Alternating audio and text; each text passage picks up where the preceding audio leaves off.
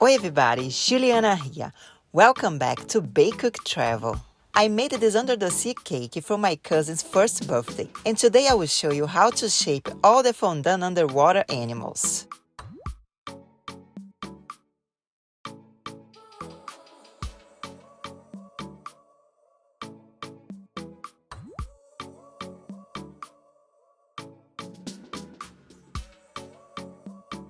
You can find the recipe for homemade fondant in the description below.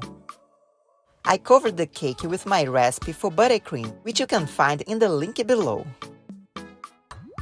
I used a graham cracker crumble to make the sand effect. I used parchment paper for this video for a white background, but the best thing to use is a silicone mat or flat table. You just need to apply lots of shortening. You can use room temperature water to glue the fondant pieces, and vegetable shortening to keep the fondant shiny and from sticking to your hands.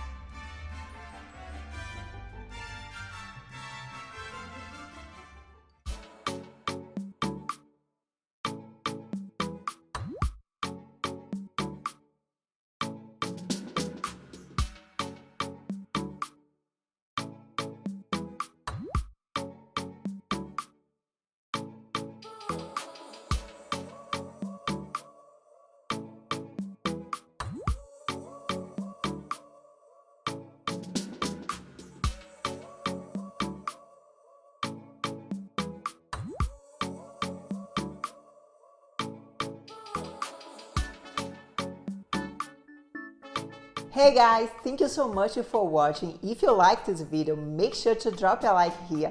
If you're new here, make sure to subscribe here. On BakeCookTravel, we always bring the best food adventures and food recipes. If you'd like to see more food recipes, click here, and for more food adventures, click here. See you in the next video.